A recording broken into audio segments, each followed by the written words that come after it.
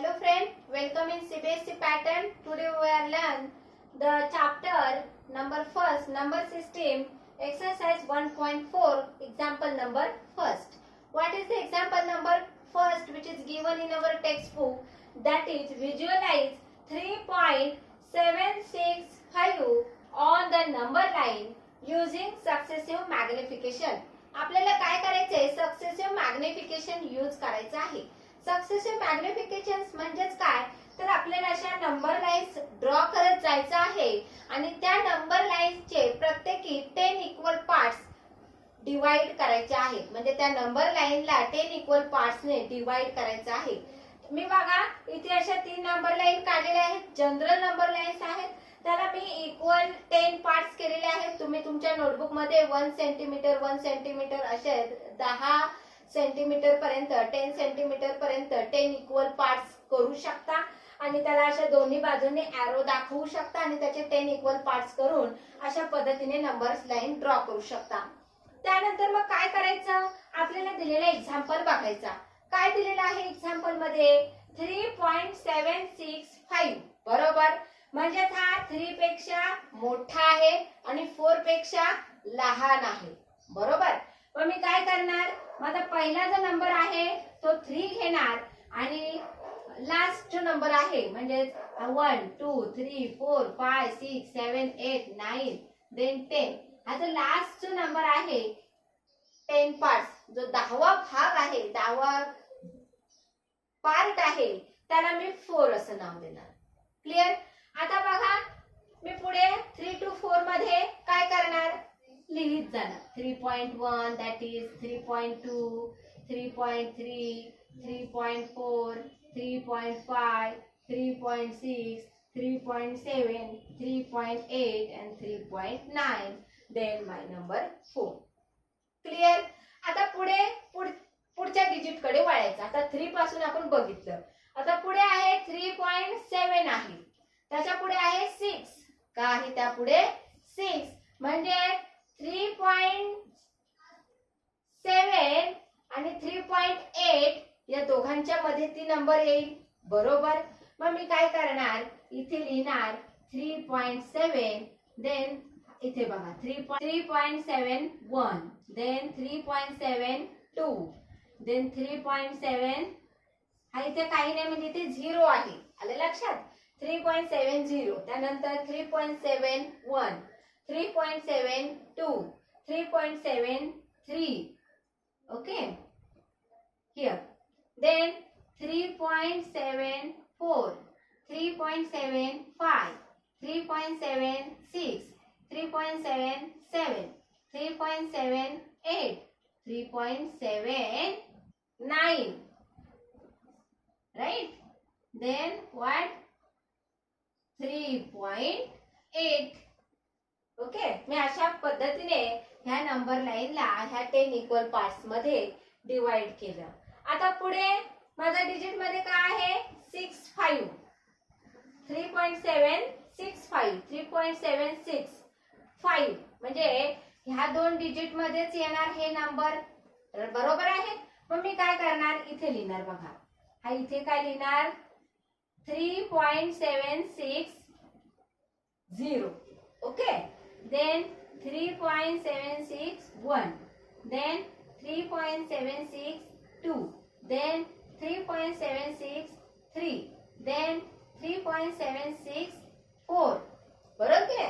त्याच्यानंतर हा नंबर काय असेल 3.765 देन 3.766 देन हा नंबर काय असेल 3.767.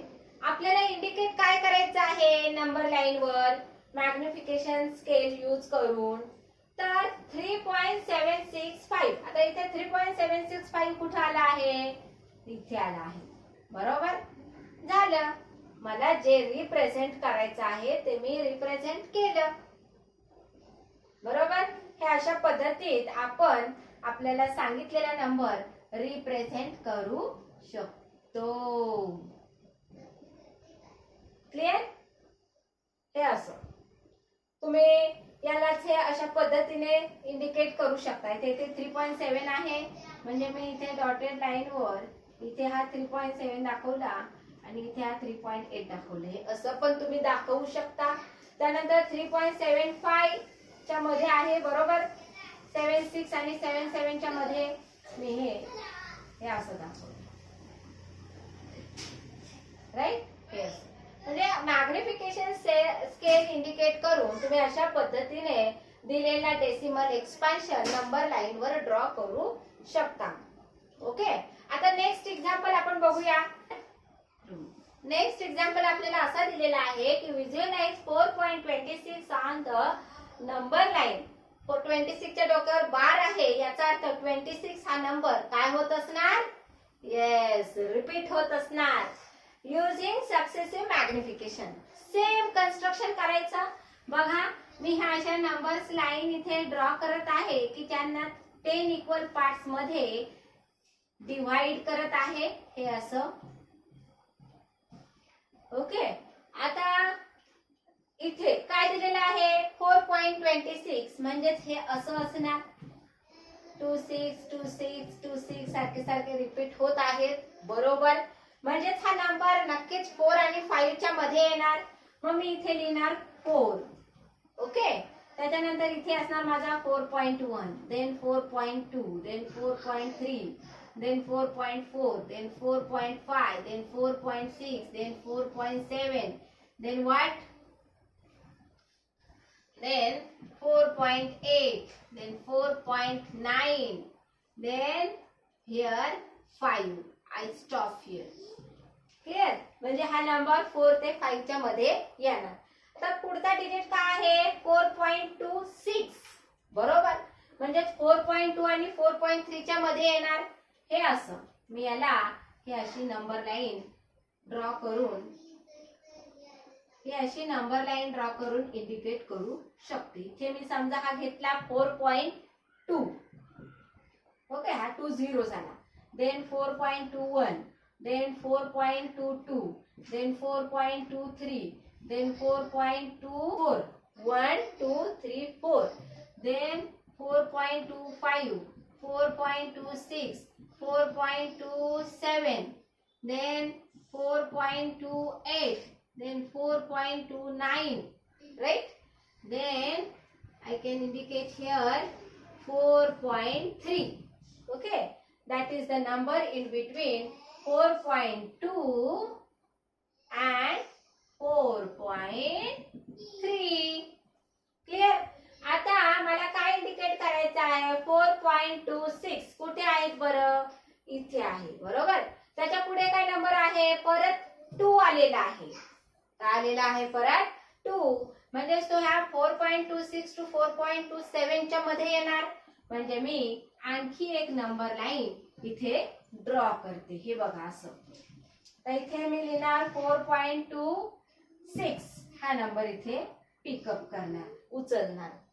4.26 नंतर पुढे लिहिणार 4.261, then 4.262, then 4.263, then 4.264, then 4.265, then 4.266, then 4.267, then 4.268, then 4.26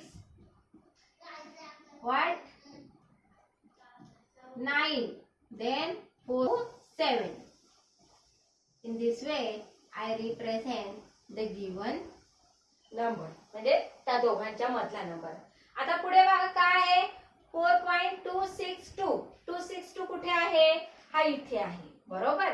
नंतर पुढे पुन्हा 6 आहे. म्हणजे हा नंबर कुठे येणार? ह्या दोघांच्या मध्ये येणार बरोबर. मग मी पुन्हा ते मॅग्निफिकेशन स्केल वर इंडिकेट करते. हे असं बघा. This is my what 4.262. This is what 4.263, then 4.26, this is 0, then this is 4.2620, then 4.2621, 4.2622, 4.2623, 4.2624, 4.2625, and this one is what? 4.2626. 2626. In that way, we can represent the given decimal expansion here. Clear? 1, 2, 3, 4, and this is 4.263. Clear? This is the representation of or visualization of given decimal expansion in the successive magnification. Okay? मला वाटतं हा problem तुम्हाला समजला असेल आणि करता देखील येईल. तर अशा प्रकारे तुम्हाला नंबर लाईन ड्रॉ करायचे आहेत, त्यांचे 10 इक्वल पार्ट्स करायचे आहेत आणि ज्या नंबर मध्ये येते ते दोन एंड पॉइंटला असणार आणि त्याच्यामध्ये 1 2 3 4 असे 9 पर्यंत येणार आणि मग पुन्हा त्याला मॅग्निफाय करत करत हे असं रिप्रेझेंट करायचं आहे. तुम्हाला आणखी जर एक्झाम्पल सॉल्व्ह केलेले पाहिजे असते तर आपला चॅनल सबस्क्राईब करा. तुम्हाला सर्व व्हिडिओज दिसतील. थँक्यू.